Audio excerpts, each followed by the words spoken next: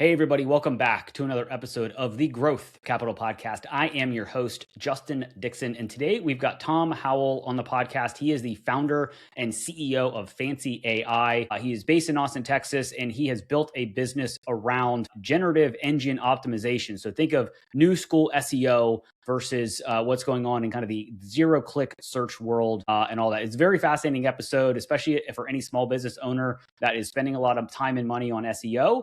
He talks about how his platform helps them create a generative search engine optimization content that is searchable, digestible, and visible to all of the LLMs out there, and so that they get ranked and recommended in any of the AI generative answers. So really cool episode. I think we'll get a lot out of it. So let's get Tom on the pod. Interested in hearing conversations with private equity leaders, CEOs of private equity-backed companies, and startup entrepreneurs where they share their stories about their career journeys, starting, investing in, and scaling successful businesses, and the important role that having the right talent plays in building a successful business, then you are in the right place. Welcome back to another episode of the Growth Capital Podcast. Here's your host, Justin Dixon.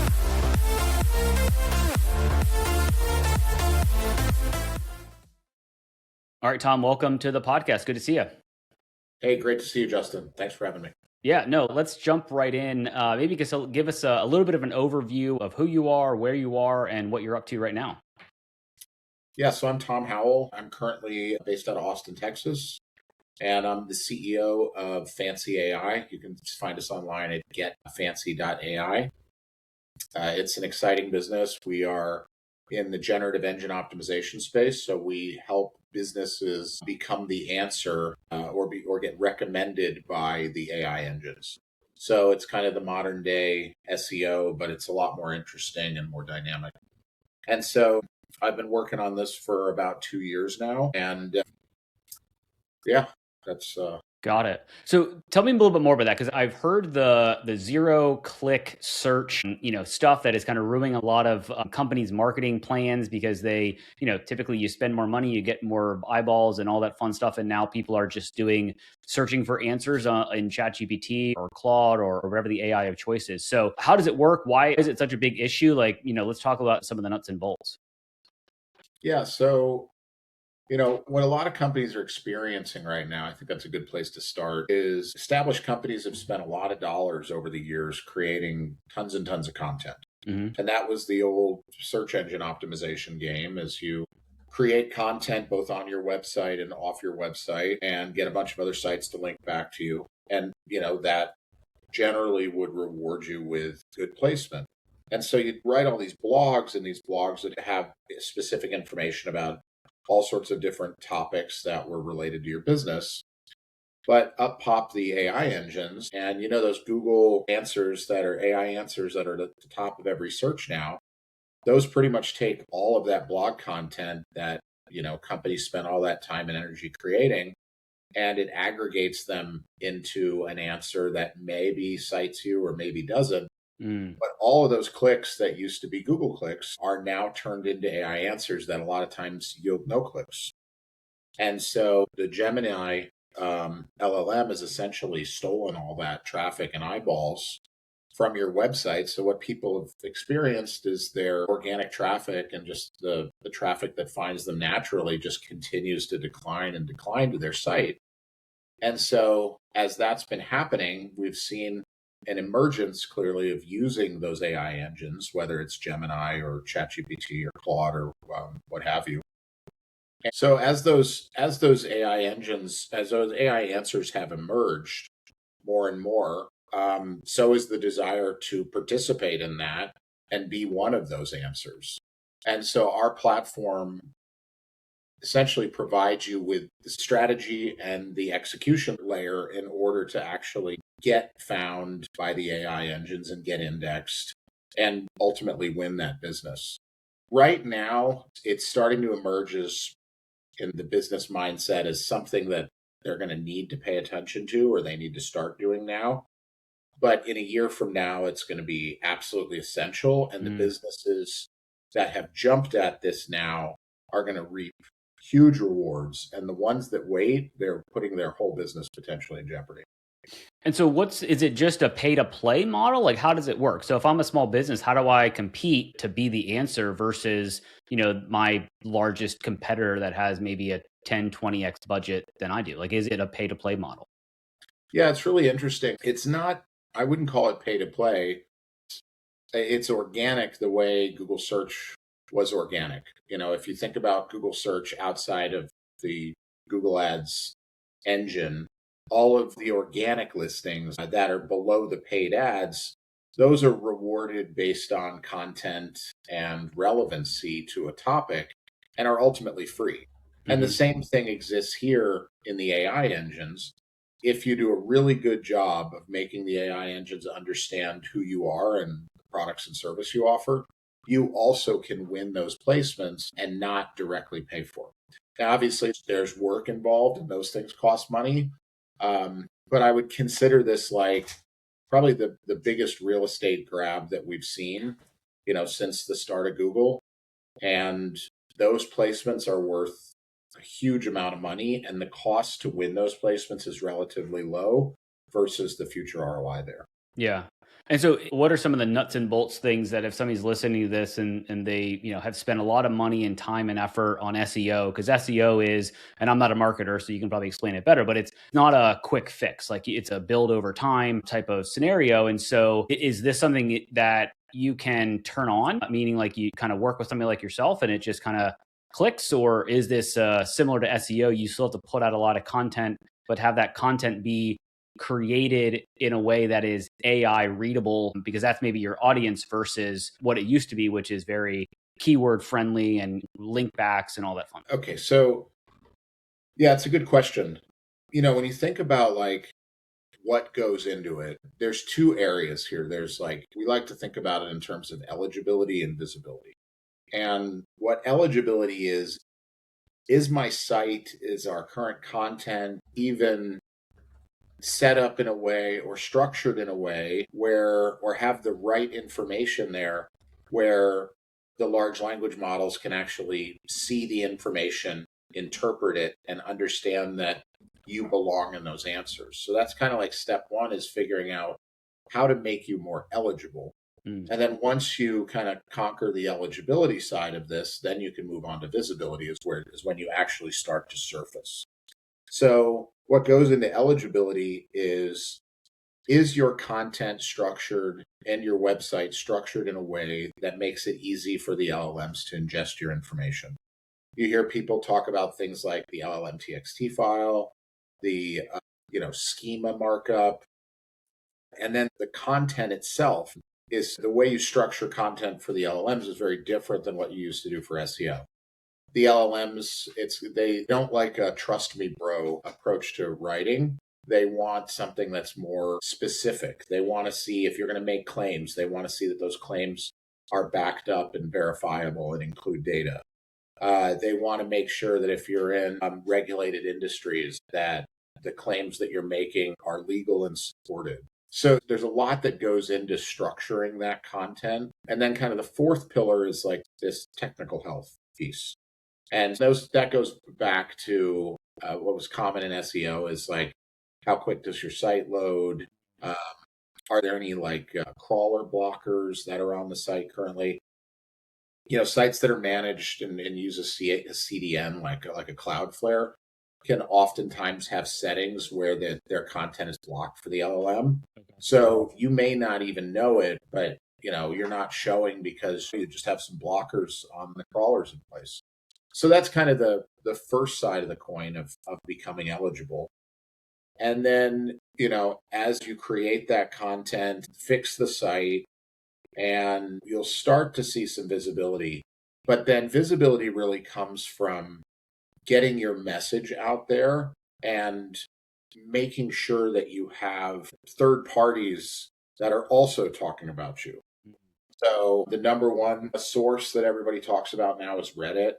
And it's because Reddit has done such a great job of blocking promotional or marketing copy from their answers. And their answers are real, as close to like real, true human interactions, I think, as anything online. Okay. with the best information. Then there's, media sites that the LLMs see as authoritative, things like Wikipedia, even, your placements on YouTube and LinkedIn and other public sites that can be crawled. All of that goes into being more visible. And so it's a mix of kind of leveraging all of those pieces to build the right structure to surface for the queries that are important to you. Yeah. Well, let's talk a little about the business. So how did you come up with Fancy AI? Like, were you in the marketing SEO space earlier in your career and realize, hey, this is, more generative AI kind of GEO is going to be the next big thing? Like, how did the business start? How did you kind of think about it? Let's kind of talk about the origin story, if you will. Yeah, so I ran an agency for over a decade called Fancy Awesome. Okay. As you can see, I like the fancy name. Yeah. And Fancy Awesome specialized in search marketing, both from a paid and organic perspective. We found that there was just so much waste in the SEO business. And we really dove into the SEO business and wanted to provide a solution that was much more automated and provided a really, really great value for businesses at a reasonable cost. Because so many businesses have spent money on SEO and just gotten poor results. And it's one of those areas of marketing that's kind of left a bad taste in a lot of businesses' mouth. Mm. And so we built a automated SEO platform, and it was just bad timing. We launched it, and then within 3 months, the LLMs kind of emerged, and we realized that the opportunity was going to shift very quickly. Yeah. So we at that moment we started to do our research and figure out what were the drivers within the LLMs that really made them cite certain businesses and certain content over other content. And we built this really big data set where we were able to see, we picked like the top 100 industries and then picked the top 10 businesses within each of those industries, and then looked at the relevant queries that were going to either be transactional or result in a lead that businesses would want to show up for. And then we saw who at the beginning of this whole, new world had won those positions just naturally. It was a combination between luck and doing great SEO work to win those spots. And so that gave us the foundation for what actually worked to influence the engine. And then from there, we built a system that allowed us to really quickly analyze a site and then provide recommendations for what to do in order to win placements. And then from there, we started to build the automation layer and the execution layer to be able to do some of those things for customers or make it easy for them to do it. And then that kind of all stitched together into an MVP about 4 months ago. And so we launched that February 1. I'd say, we were a little late to market in terms of, the platforms that have emerged, and every SEO agency is now calling themselves a GEO or AEO agency. Got it. But we really wanted to make sure that we had a solid product that was backed by data and that could provide, real results. Yeah. And so are you targeting as a client very, very large companies, very, very small? Like, who's your kind of ICP that's kind of the ideal target for you? So we've started off entering into the SMB market. Okay. We have a lot of experience, both as an agency and just in our professional lives of servicing that area. A lot of the big, very heavily venture-backed platforms that are in this space went after the enterprise.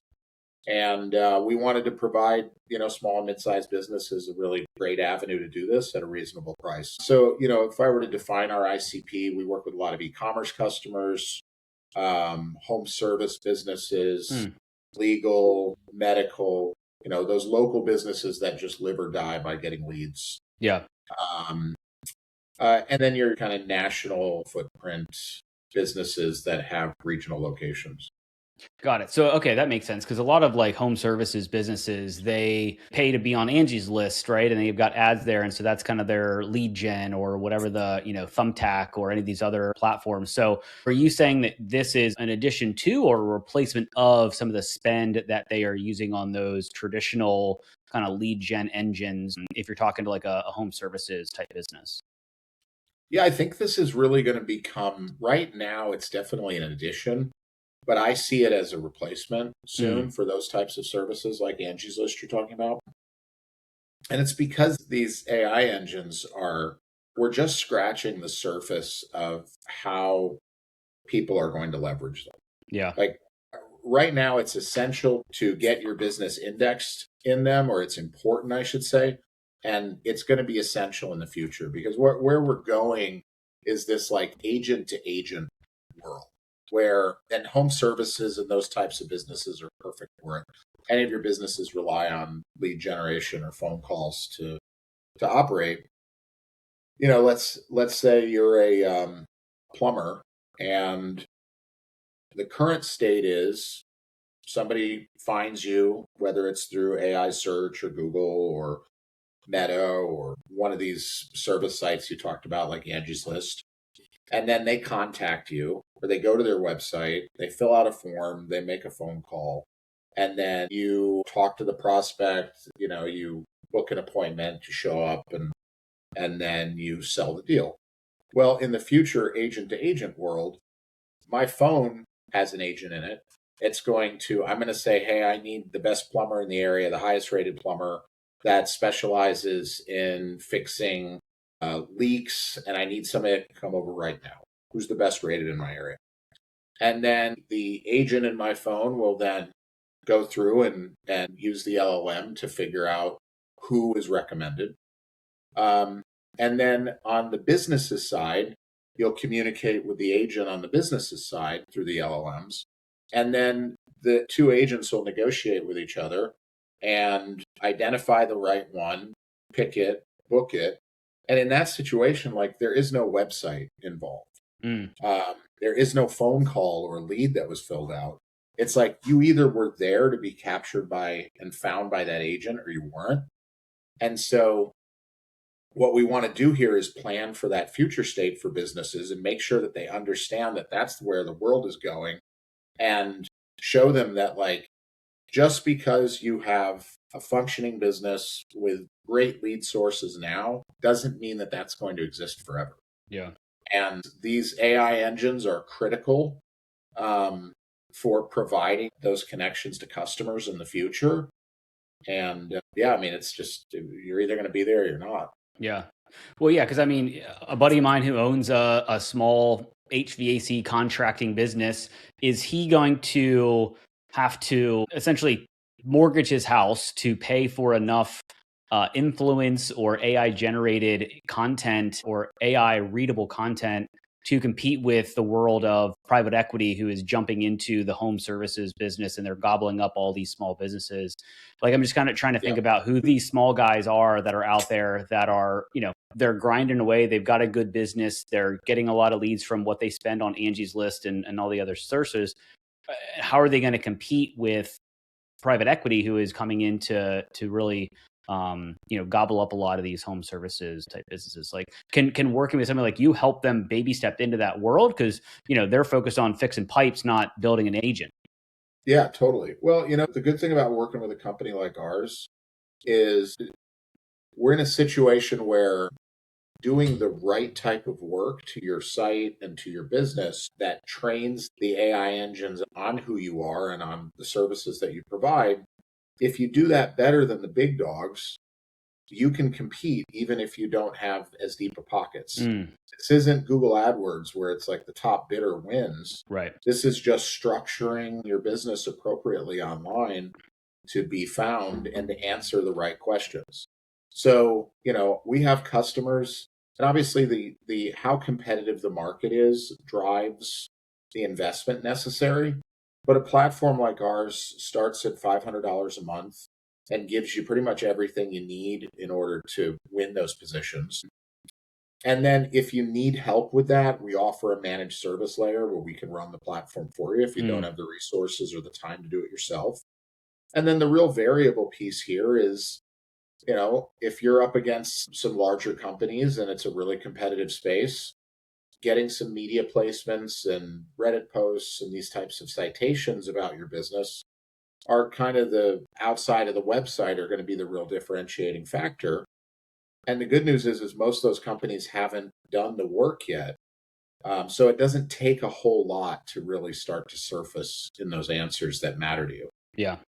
How far away are we, do you think, for an agent to agent actually becoming not just fringe, but and maybe not mainstream, but kind of almost normal? Where your example is kind of interesting, where you say, "I need a plumber who can come over right now. I live at this address," or where I live because you know my home address or whatever.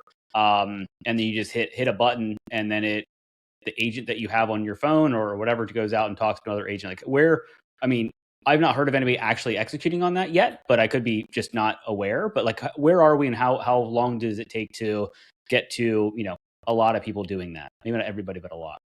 Yeah, I mean, I've seen Google do some tests for it already. But I think we're a year to two away from that. I think we're Yeah. going to start seeing it in a year. The protocols are being built by a number of companies right now that build the connections between one system and another. And so I think it's sooner than people think. Yeah. And then I guess we're recording this early July 2026. A lot has changed in the last 12 months from an AI perspective. I mean, I'm using it way more now than I ever have before. I'm leveraging Claude Cowork and, I'm building things, and I'm not a technical person by any means. So where do you see, from just a general AI landscape perspective, where do you see the next, call it 12 months going? If we jumped on a podcast a year from now, like where do you see your business? And then where do you see the general AI world? Where does it evolve to? Yeah, it's a great question. I think businesses are going to gradually adapt it more and more. It seems to be more of an additive versus a replacement to employees at this point. Yep. I think ultimately, certain jobs will absolutely be threatened, but it's going to create a lot of opportunity too. So I think there's a lot of unknowns here, but one thing I know for sure is that the adoption is happening faster than I think anything I've ever seen in my career. And I think that as more people use it on a day-to-day basis and more comfort that they have, the more that they're going to adapt it in all parts of their life, including their business. Yeah. And so it's just for businesses, it's really critical to also adapt here. And the businesses that do and leverage this tech more are the ones that are going to win in the next decade. And the ones that don't, I mean, they're going to be left behind. Yeah. I mean, that's where we see it going. I mean, I live in Silicon Valley now, and you live in Austin. So, pretty tech savvy environments. And I think adoption has become, maybe just from what I'm seeing locally, obviously a little bit more robust than middle America. And so you obviously work with small businesses. And I'm curious kind of what the level of adoption just in AI in general of the companies that you're working with that are in that kind of home services world, that are, their technology is more focused on hammers and nails and screwdrivers and things like that versus agents and things. Like, do you see adoption starting to tick up in those more blue collar type businesses? Sure, I see more and more people using them for bidding on jobs, Mm, for creating really, well structured and beautiful proposals and reports or job reviews or whatever you call them. It's just becoming a lot easier to make things look great and read well, yeah. and it's really elevating the service quality. And if you mentioned before, like a lot of these companies are private equity backed.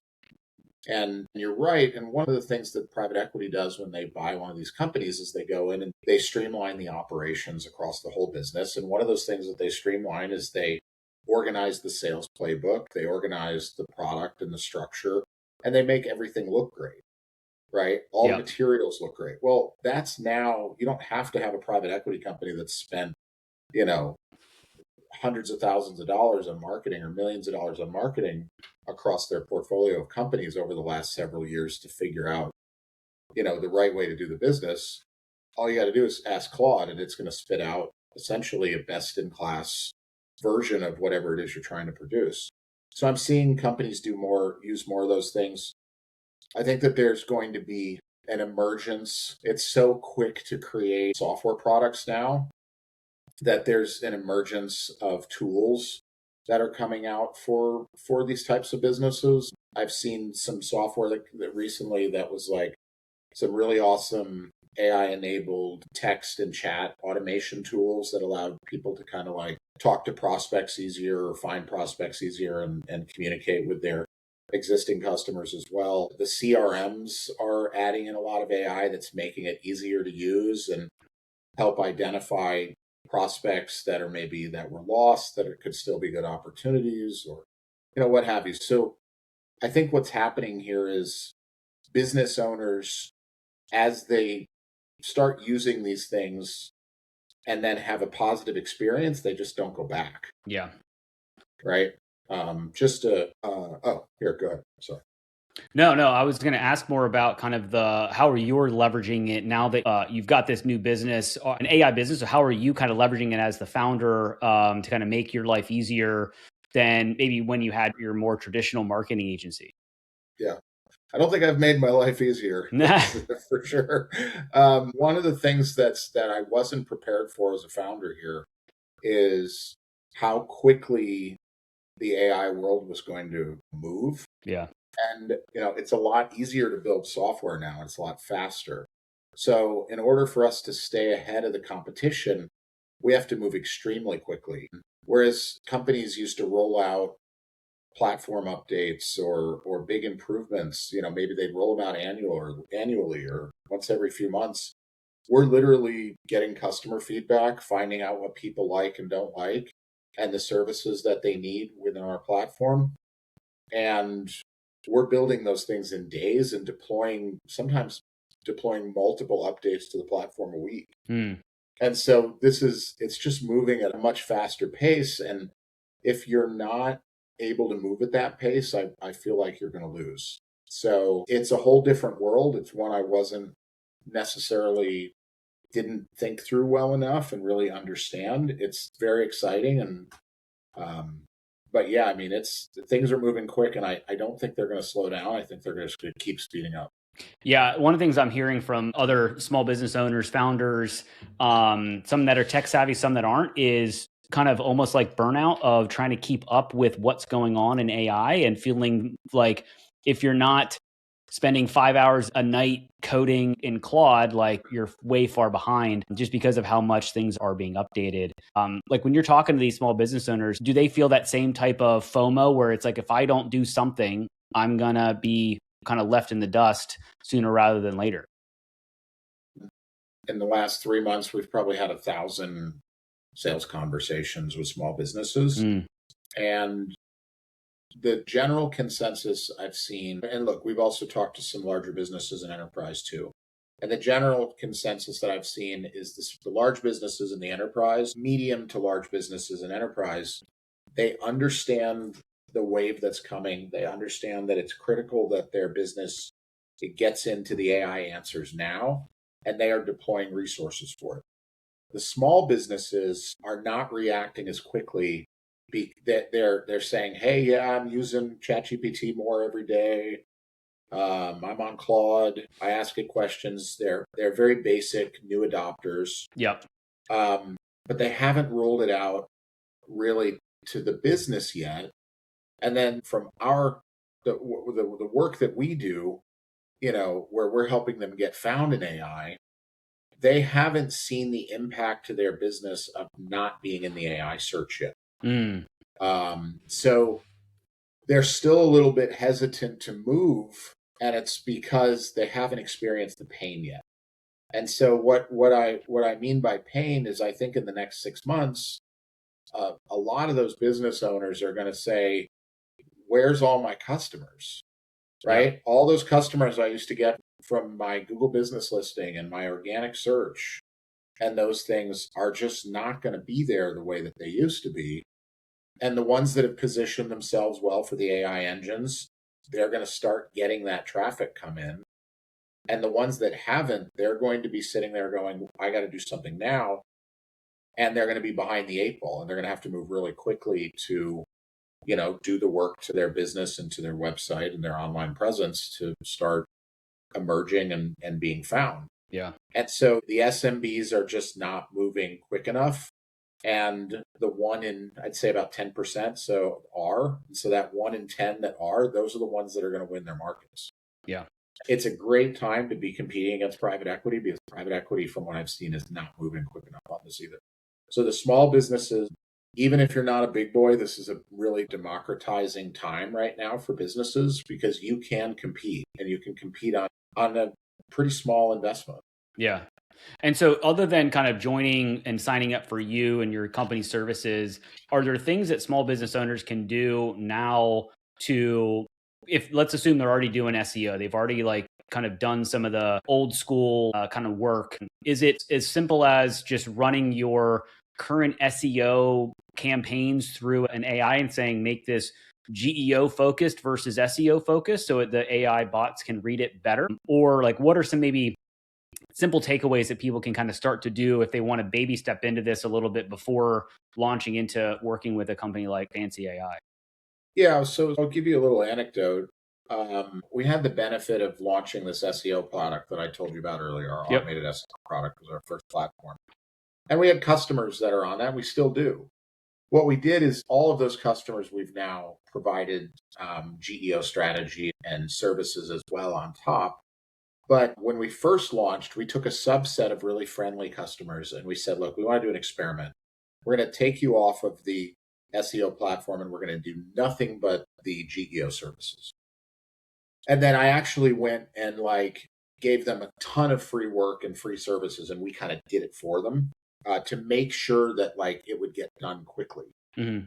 And what we saw is the customers that switched from an SEO strategy to a GEO strategy actually saw a bigger bump in Google search and organic search than the ones that did SEO.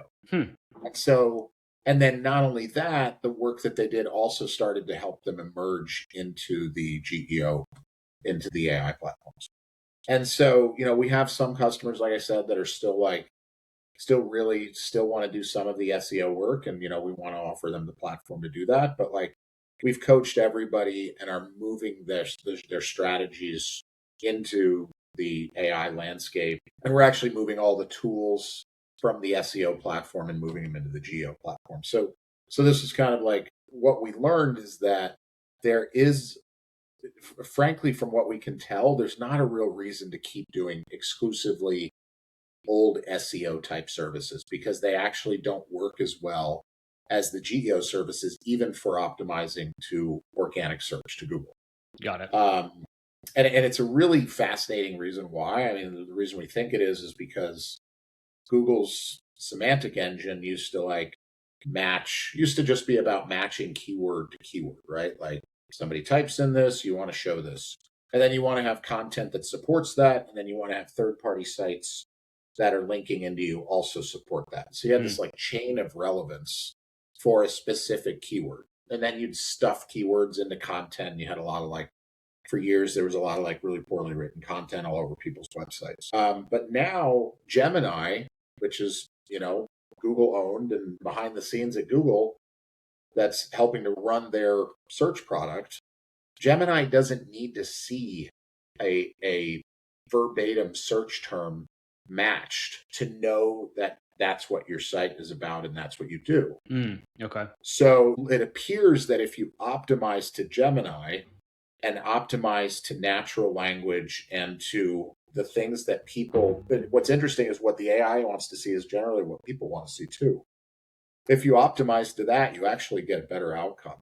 So what I would say is to answer your question is number one, I would kind of move away from the SEO stuff that we've done forever and move to GEO.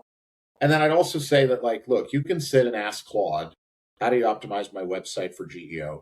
And it's going to give you some great ideas and it's going to be right. And you can go ahead and use that and you can get a lot further along just with those optimizations than if you don't do them. Yeah.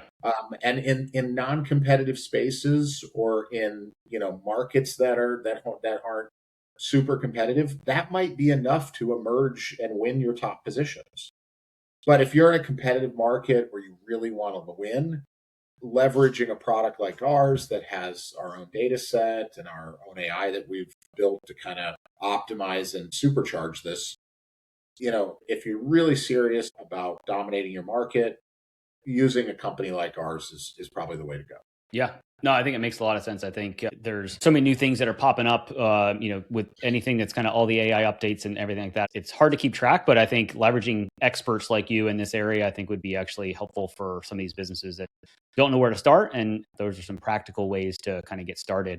You just kind of mentioned earlier that you kind of just launched your MVP earlier this year. I guess, what would a successful back half of 2026 look like for you as you're kind of really diving more deeply into this GEO world? Yeah, I mean, we've built our platform now. It's highly scalable. Whereas when we launched, we could probably only handle 100 customers. We can now handle in the thousands. Um, we're very quickly adding in services and bundling services that are adjacent to GEO as a way to kind of offer a differentiated product here.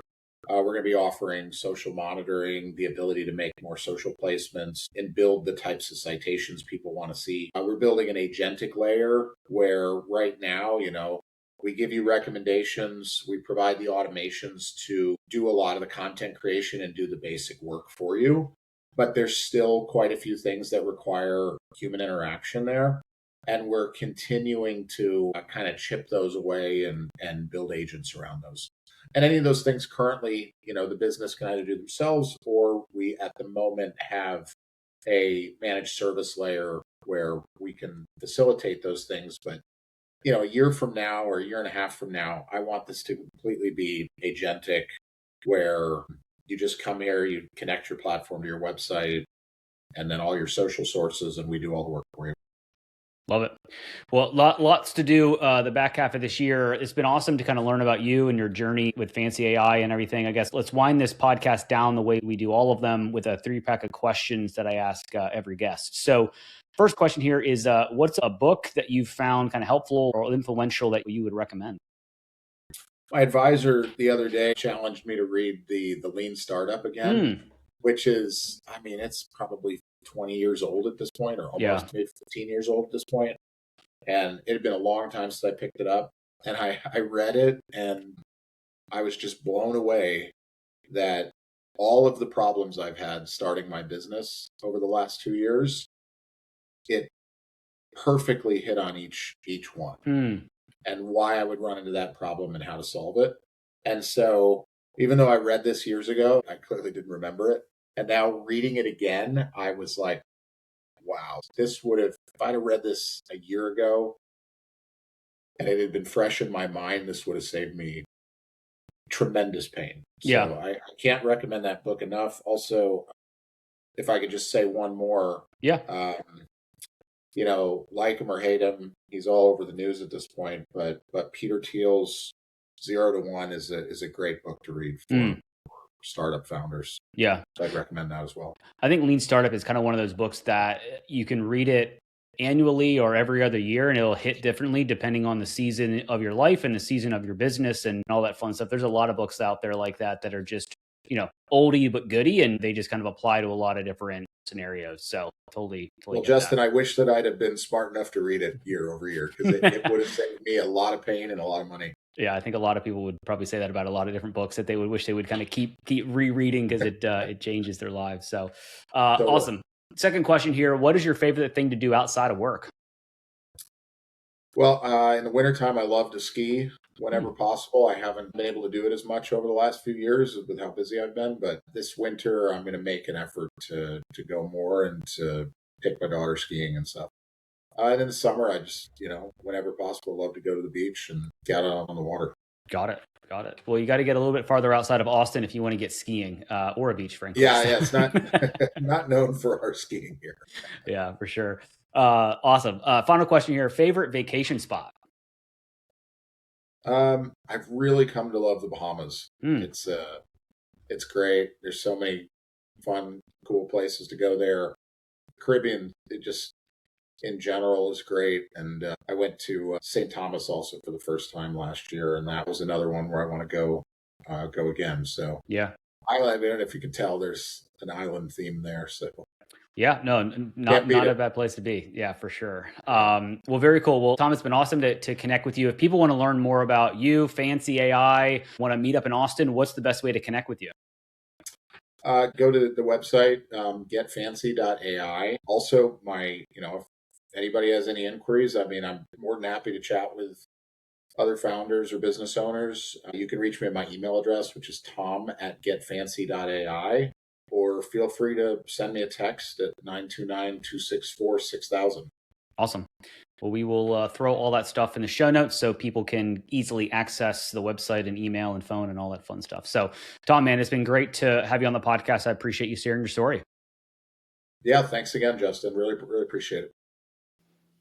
I hope you found at least one actionable insight from this episode of the Growth Capital Podcast, your one-stop shop for insights from private equity leaders, CEOs, and startup entrepreneurs on starting, investing in, and scaling successful businesses, as well as the role having the right talent plays in growing a successful business. It would be greatly appreciated if you would rate and review this podcast. And if you're watching on YouTube, please like and subscribe and drop us a comment so we can expand the audience of this podcast. Thank you for all your support, and don't forget about upcoming episodes dropping every Tuesday.